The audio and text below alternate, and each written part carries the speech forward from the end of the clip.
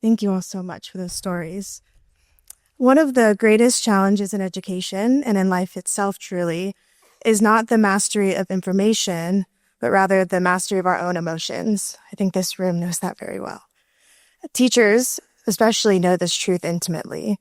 A student's ability to learn is deeply shaped by their emotional state, and an educator's ability to inspire rests on their own inner balance. When emotions are unmanaged, stress takes hold. But when emotions are skillfully guided, purpose and joy come alive. Our keynote speaker this morning will speak on this subject of deep relevance to all of us, managing your emotions. Dr. Arthur C. Brooks is a professor at both Harvard Kennedy School and the Harvard Business School, where he teaches leadership and happiness. He is also a columnist in The Atlantic, where his weekly column, How to Build a Life, reaches millions of readers. A best-selling author of 15 books, including From Strength to Strength and Build the Life You Want, recently co-authored with Oprah Winfrey, Dr. Brooks is recognized around the world as one of the leading experts on the science of human happiness. So please join me in welcoming Dr. Brooks.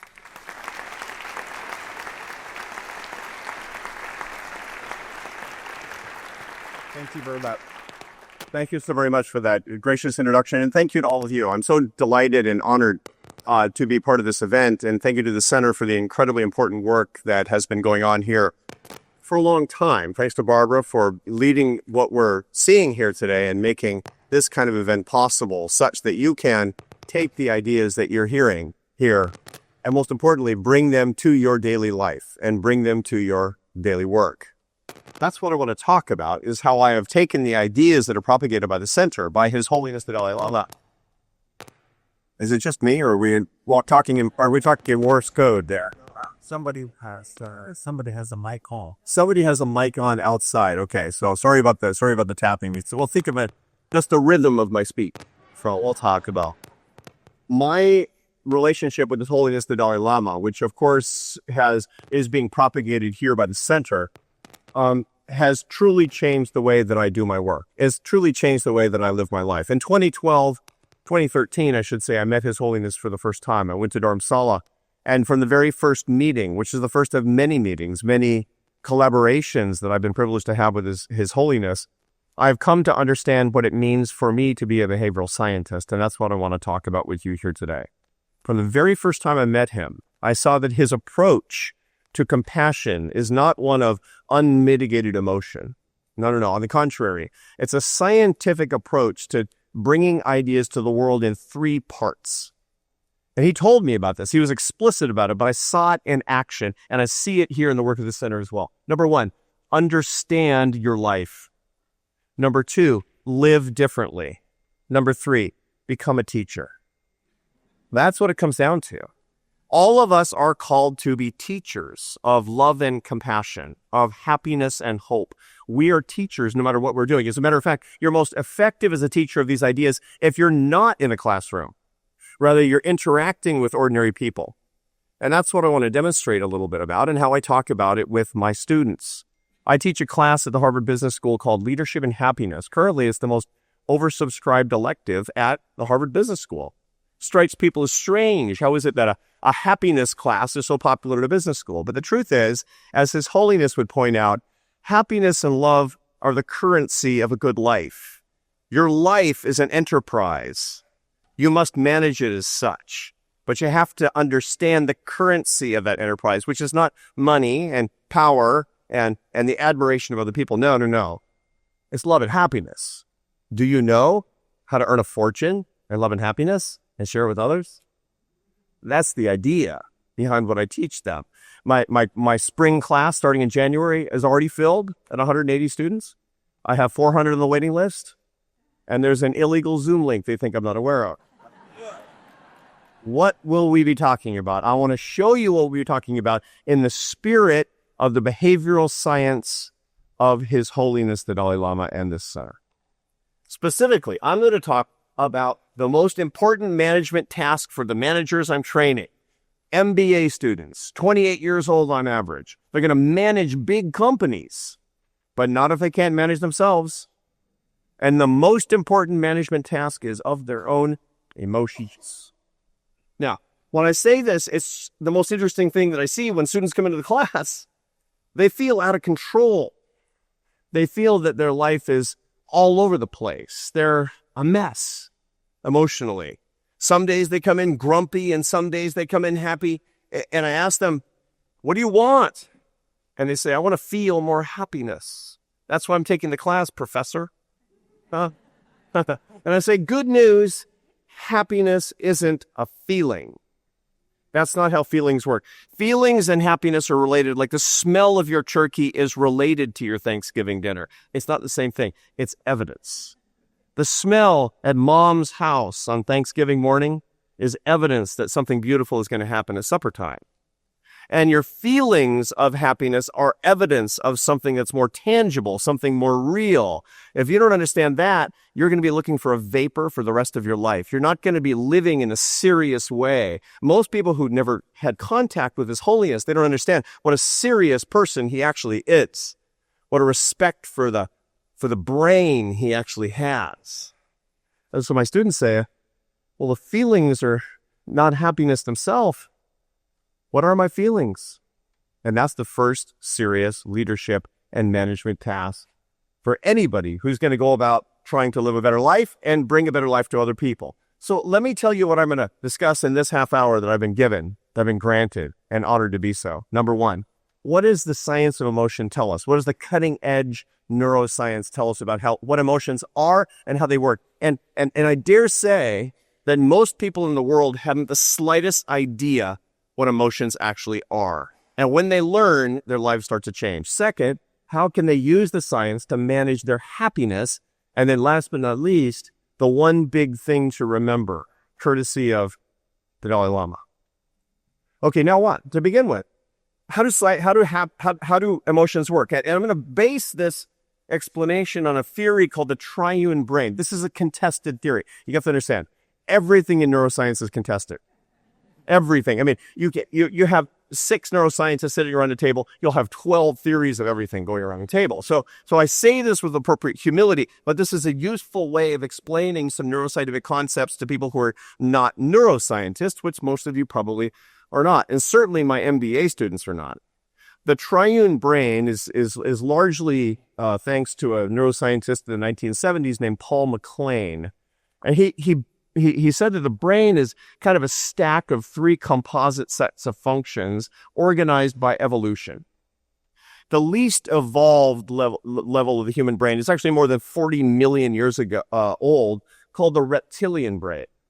The reptilian brain, because we have it in common with anything that's got a brain stem and a spinal column, including snakes and lizards. This predates Homo sapiens by a long time. Now, what does the reptilian brain do? It collects tons of data and does all the stuff below your level of consciousness. So blinking, breathing, heartbeat, but also a lot of information that you're gathering right now without your level of awareness. You can't be aware of this or you'll be completely distracted. So how much light is in here? What's the air temperature? Are the people sitting around you a physical threat to you or not? All these data are coming into your brain below your level of awareness. You need these data, hundreds of signals a minute. What do you do with those data? That goes to system 2, which is newer. System 2 is between 2 and 40 million years ago, also known as the paleo-mammalian brain, because you have this in common with slightly more advanced creatures, such as the mammals. You have this system in common with squirrels and mice and your good old dog at home. This is also known as emotions. The limbic system, which is largely responsible for the human emotional language. What is the universal language? Emotions. How are emotions formed? As a response to what system 1 gave you. All these data are coming in all the time. They're transmitted to the limbic system where they're processed and turned into positive and negative emotions. Now, this is a new way of thinking about feelings. My students say, I want to have more good feelings, professor, and I want fewer bad feelings. And I say, incorrect, young friends. There's no such thing as bad feelings. All of these emotions are signals from the outside world as to whether you have received a threat or opportunity, and therefore whether you should approach it or avoid it. That's all emotions are. That's not romantic.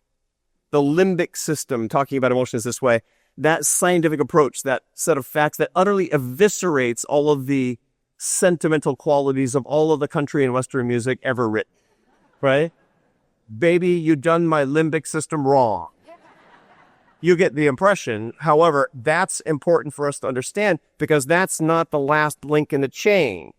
The limbic system then transmits these emotions to our conscious brain, the prefrontal cortex, the human brain that sits behind your forehead, a bumper of tissue that's 30% of your brain by weight. And it's the supercomputer of the ages. All of your conscious thinking, who you are, what you consider, the decisions you tend to make, the free will that you exert is from the prefrontal cortex, but it has to make informed decisions. And those informed decisions are the data, largely, that come from your limbic system. This is the C-suite of your head, the CEO of your brain, but it needs data, it needs information, it needs these emotions such that you can make correct decisions. So how does your brain work? It by detection and then emotion and decision all day long. 1, 2, 3, 1, 2, 3. Incredible. Miracle. But sometimes it breaks down. Sometimes it breaks down. If you break down from system 1 to system 2, you get a signal, let's say, of danger, but don't feel fear. You're walking across the street. You register a car speeding toward you, and you don't feel fear. Well, that's a bad day. Don't worry about that because that's probably not going to happen. Much more common is a breakdown between system 2 and system 3, which is the crux of my remarks today. And that means that you feel an emotion, but you don't make a decision about what it means and how you want to act. The result is that you become reactive. You're managed by your limbic system. You've met people like this, people with a hair trigger, people with bad temper. There's a whole class of citizens in our society that can't control their limbic system. They're called little kids. Little kids can't do it. And the reason is because the synaptic wiring in the brain is incomplete. They're not wired up from the limbic system to the prefrontal cortex. It's true. I live with one of my grandsons, Joey. He lives in the bottom floor of my house. And he's 2. He's a complete dictator. It's like living with Stalin. It's, he's great, except if I cut the crusts off his little PB&J sandwich the wrong way, he freaks out completely. And I say, Joey, don't be so limbic.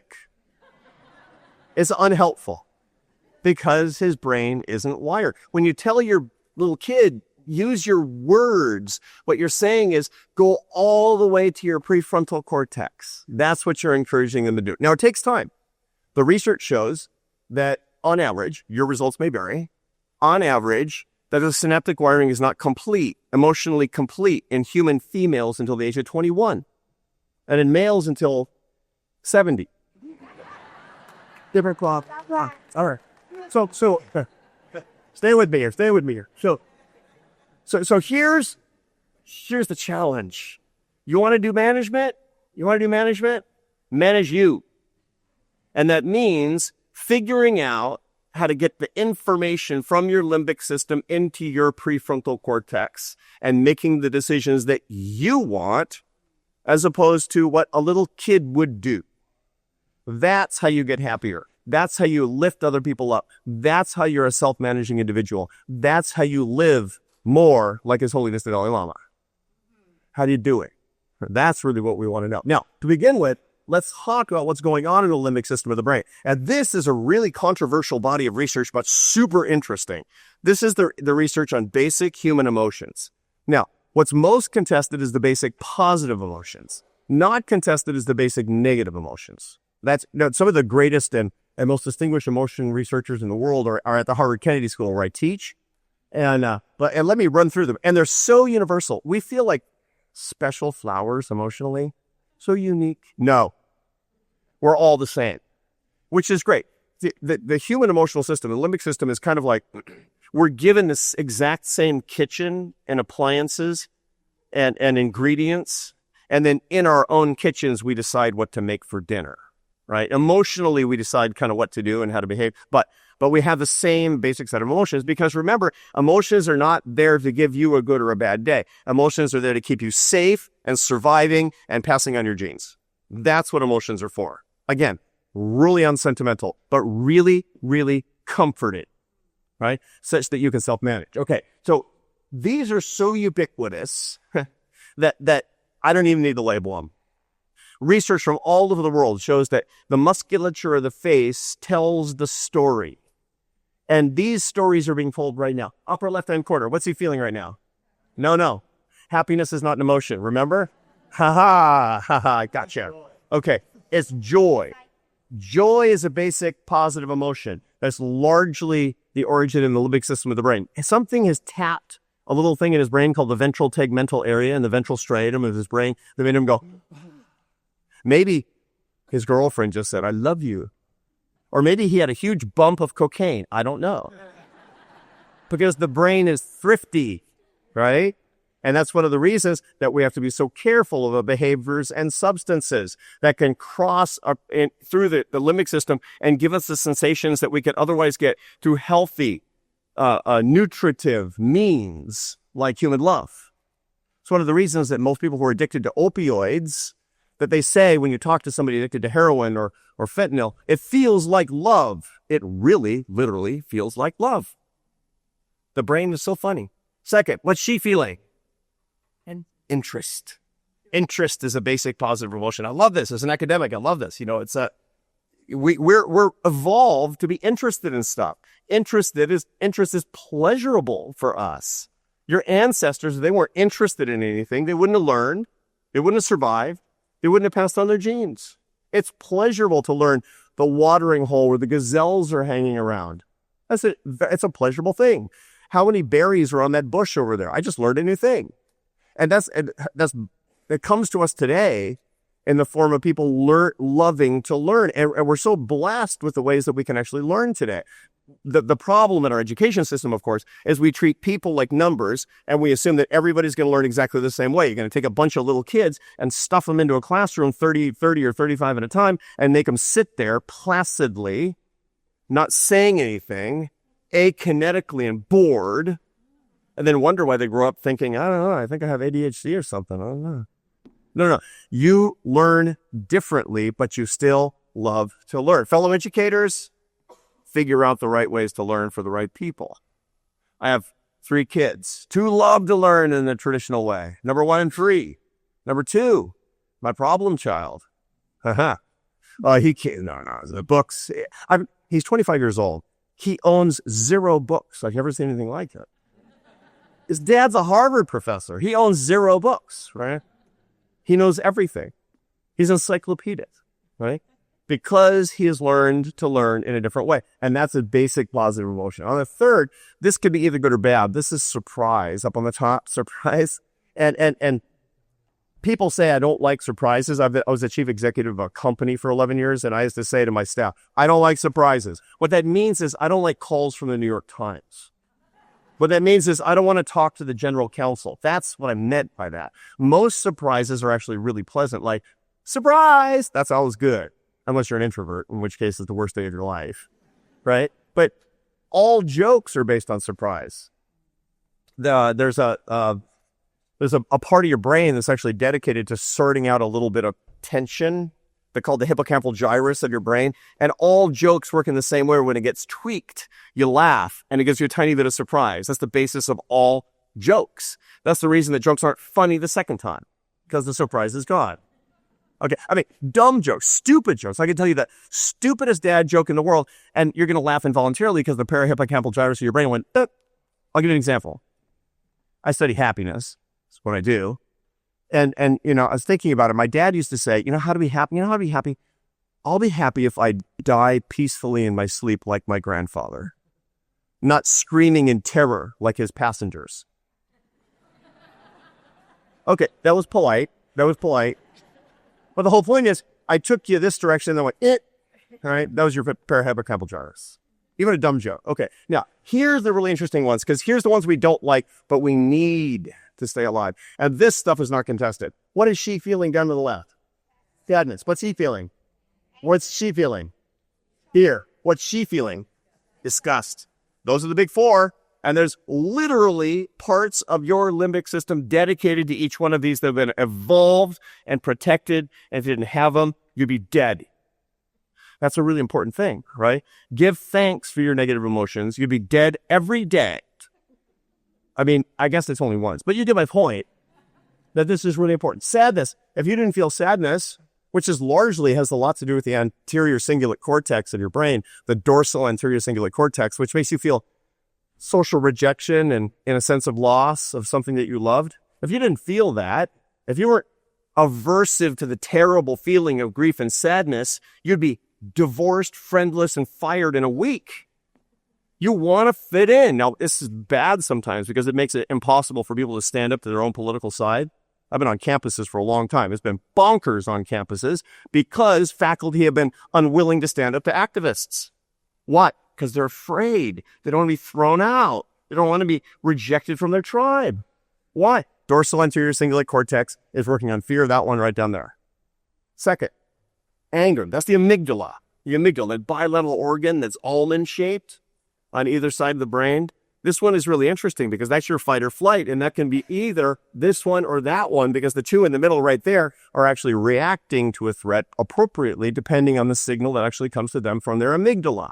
And then on the far right, that's the most important one of all for keeping you alive. That's disgust.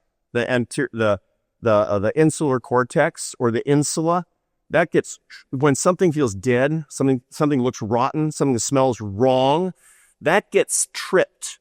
And that was your only indication of a pathogen before, and your only protection against the pathogen before vaccines and antibiotics.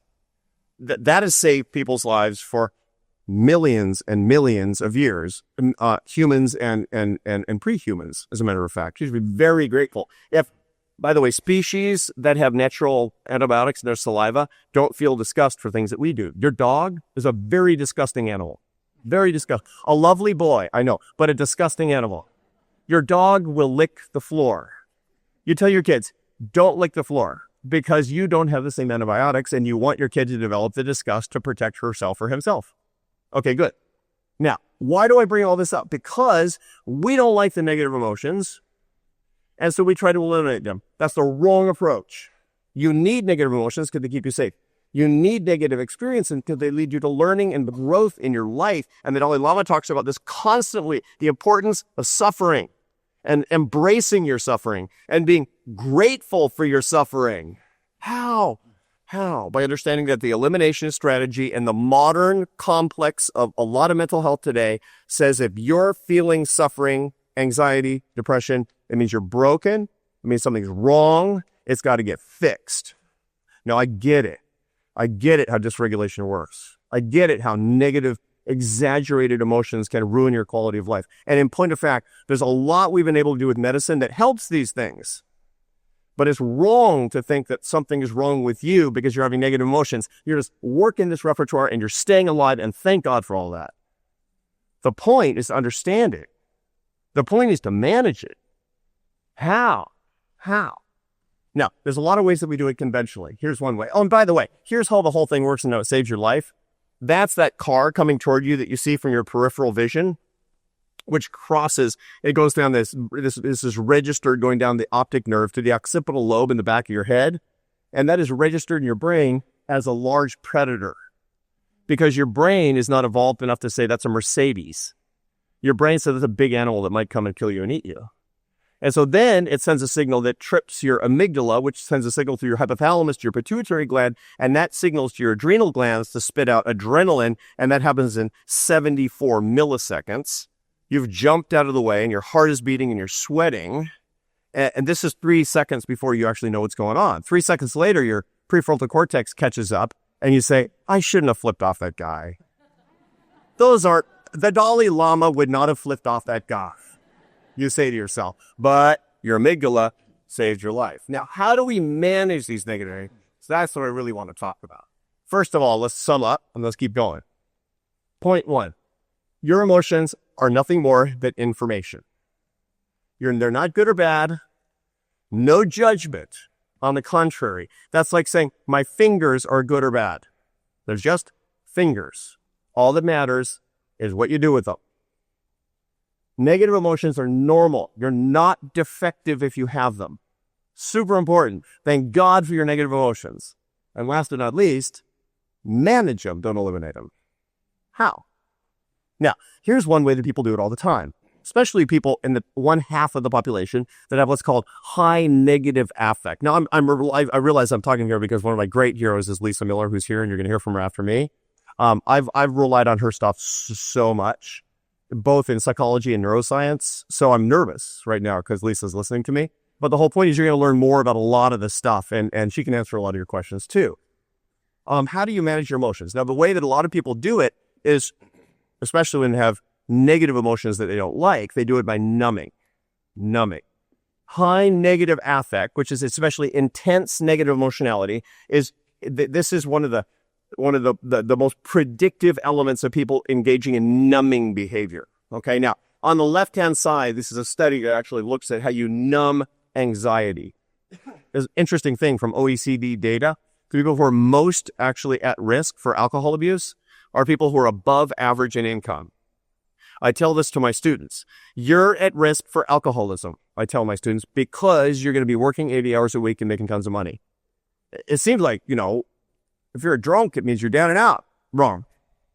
If you're actually not down and out, but you're drinking too much, probably people just don't know because you're really, really, really good at hiding it. There's tons of alcohol abuse, and inevitably in people who are above average in the income distribution is because they're trying to manage their own anxiety. People who do hard things, people who do stressful things, they find something really, really quickly, which is that you can cut the connection between your amygdala and your prefrontal cortex like a switch with alcohol. The most single, quick, efficacious way for you to cut the connection is alcohol. It just does it. I mean, and some of you know. Now, your amygdala is still going crazy because here's the thing. Anxiety is unfocused fear. It's a mild response of the amygdala. You don't like it. Well, it's okay. It'll still be going crazy, but you won't know because neurophysiologically you're cutting off this connection with your prefrontal cortex. You'll become unaware of it through the use of alcohol. That's a really, really effective thing to do. But it's a messy thing to do because tomorrow that anxiety is going to come back strong, which is one of the reasons that people get into an alcoholic spiral. I work hard, I play hard, and then I play harder, and then I play harder, and pretty soon I can't work so hard because the cycle goes on and on and on. Don't do this. The Dalai Lama doesn't drink. You shouldn't either. I know. It's like, get this guy off the stage. I got it. One of the reasons I don't drink is because of this. Because it's an ineffective way for me to deal with my emotions. Now, we have simpler ways to do it. This is on the right. This is an fMRI. This is a scan that actually shaded the part. That's the dorsal anterior cingulate cortex. That's social rejection and mental pain. That's that little organ in there. It turns out that one of the ways to numb that is acetaminophen, which is really in the news right now because the president is apparently talking about Tylenol. It's like, but acetaminophen is funny because not that long ago, doctors didn't know why it worked. We always knew why non-steroidal anti-inflammatory drugs like Tylenol, we know why they work. We know how ibuprofen works because it's the anti-inflammatory response at nerve endings, for example. But acetaminophen doesn't do that, as for a long time it was kind of a mystery. In Mexico, it's called paracetamol, right? And it's not a mystery anymore. It turns out it calms the dorsal anterior cingulate cortex. So when you take Tylenol, you don't feel less pain. You just care less. That's literally true. One interesting study on undergraduates. All the studies are on undergraduates because they'll do anything for $20. Is one in which a sample of students, all who had had a painful romantic breakup, which is super easy to find on campuses, like every Thursday. But half of them were given 2 extra strength Tylenols per day, morning and night, and the other half were not. After 3 weeks, the Tylenol takers were a third less heartbroken.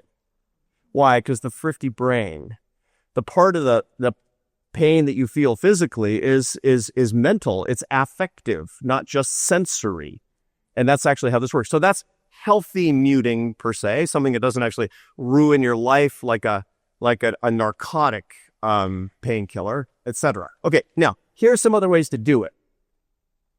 Your grandma told you. Here's another way to manage your negative emotions. You're feeling a lot of anger. And your grandma said, don't say anything when you're angry. Count to 10. I know your grandma said that because all our grandmas said that. Right. It turns out the first record that I found of this was Thomas Jefferson. Good old Tom Jefferson, who wrote in a letter, when you're angry, count to 10 before you speak. If very angry, count to 100. Can you imagine a president today saying stuff like that? No. Let me give you better ways. And this is fine, by the way. There's a bunch of studies that show that what you actually should do. One study shows that you should count to 30 while imagining the consequences of what you wanted to say. You know, which is really effective. It's like you really want to answer your spouse in a kind of a punchy and pugilistic way. Count to 30 and imagine saying this and looking at the expression on the face of your soulmate.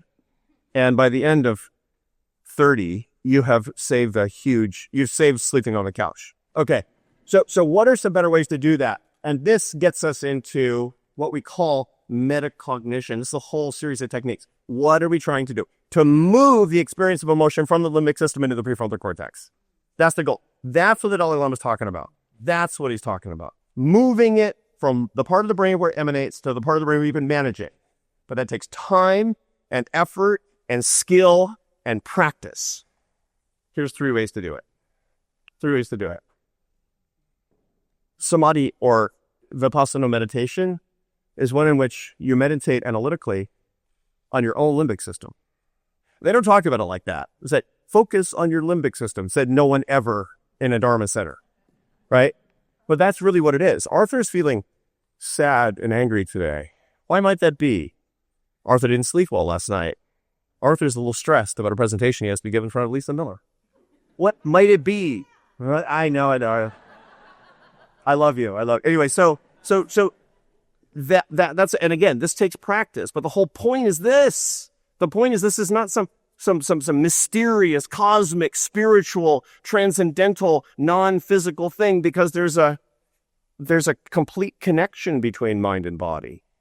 That's important for us to understand. That's central to how the Tibetan Buddhists understand the process of life after life on earth, is that you're not a disembodied brain or soul or something. No. It's a visceral experience that we're actually having.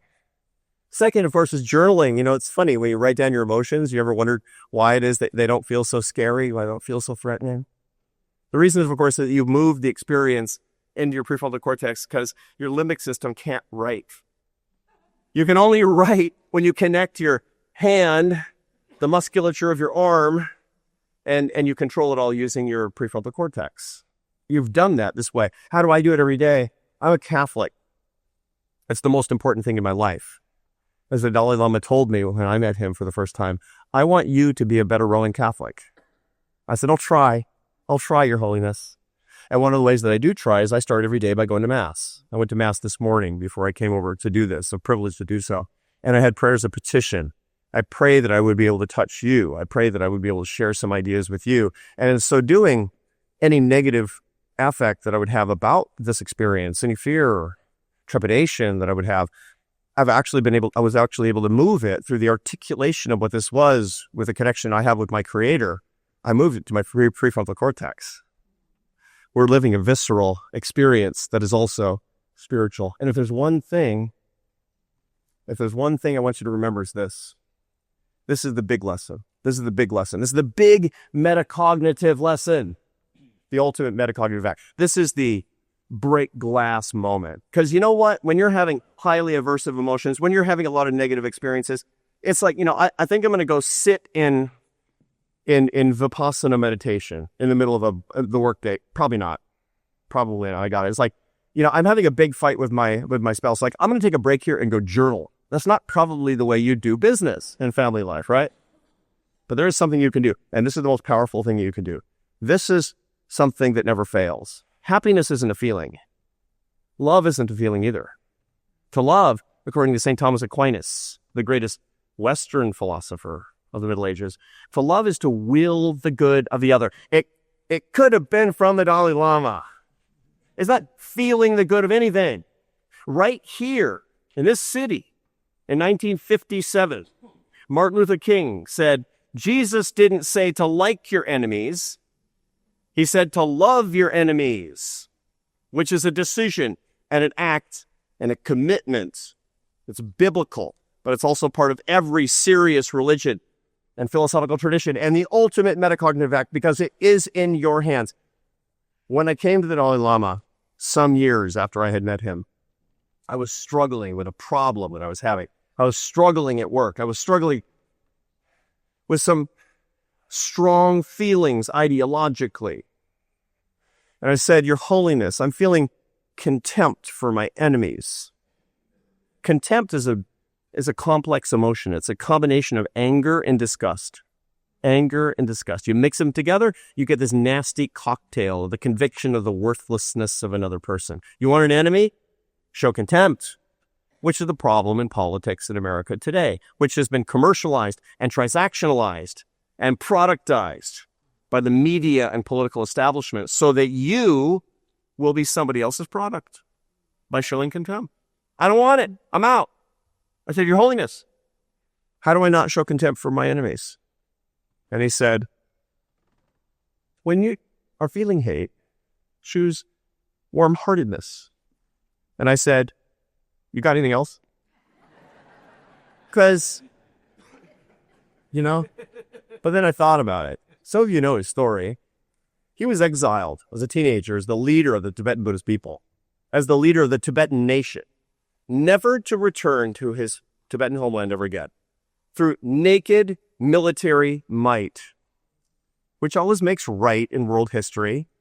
A downtrodden, pacifistic, poor people to be disappeared, like has happened so many times. But you know what happened over the next 60 years? He became the most revered and respected religious figure in the world. How?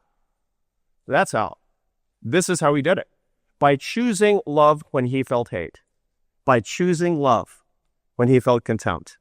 He told me, he prays for the Chinese leaders, the communist Chinese who have continued to treat him with the utmost contempt.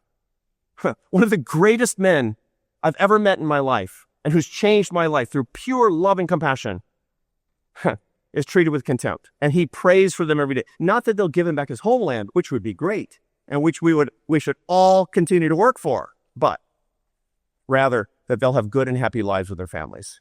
My friends, that is strength. That is toughness. That is self-management.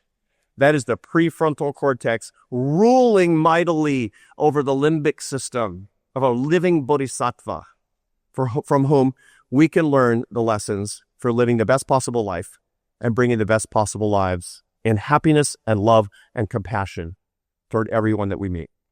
God bless you and thank you.